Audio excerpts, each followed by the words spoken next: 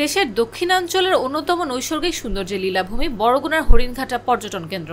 পাথরঘাটা উপজেলার অন্যতম এই দর্শনীয় স্থানটিতে যেমন উপভোগ করা যায় সূর্যোদয় ও সূর্যাস্তের মোহনীয় দৃশ্য, তেমনি এখানকার প্রাকৃতিক শোভা, নির্জনতা, সবুজ বনভূমি, হরিণ ও বন্যপ্রাণীর অবাধ বিচরণ এবং সাগরের বিশাল জলরাশি খুব সহজে মুগ্ধ করে যে কাউকে। তবে সংস্কার ও রক্ষণাবেক্ষণের অভাবে দিন দিন পর্যটক হারাচ্ছে পর্যটন কেন্দ্রটি।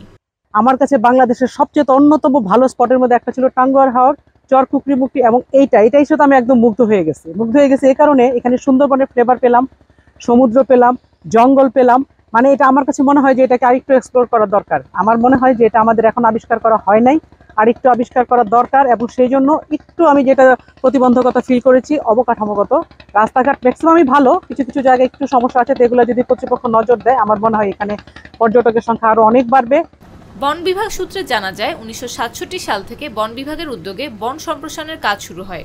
পরবর্তী সময়ে সাগর তীরবর্তী দুটি চর জেগে উঠলে সেখানে নতুন বন সৃষ্টি হয়, যা বর্তমানে লালদিয়া বন ও বিহঙ্গ দ্বীপ নামে পরিচিত। বর্তমানে প্রায় 6000 একর জুড়ে বিস্তৃত এই বনাঞ্চলে কেওড়া, গেওয়া সহ সৃজিত সুন্দরী ও ঝাউবন রয়েছে। এই বনাঞ্চলের পরিধি ক্রমেই বেড়ে চলেছে।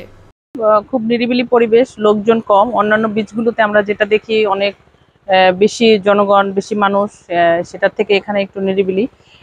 রাস্তাঘাটে একটু প্রবলেম, আসতে একটু প্রবলেম হয়েছে, গাড়ি নিয়ে সরাসরি আসা যায় না। আসার পথে ব্রিজ একটা আছে, যেটা এটা একটু ভাঙা, এটা একটু রিপেয়ার করলে ভালো হয় বা নতুন করে করলে আরো ভালো হয়।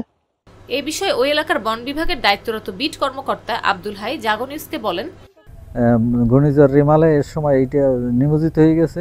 তারপর থেকেই দেখেন ওই লবণাক্ত পানির জন্য অনেক স্ল্যাব নষ্ট হয়ে যাইতে আছে। তো এটার ব্যাপারে আমি আমার ঊর্ধ্বতন কর্তৃপক্ষকে জানাইছি যে এই ওভারব্রিজটা ঝুঁকিপূর্ণ, এই ফুটব্রিজটা ঝুঁকিপূর্ণ।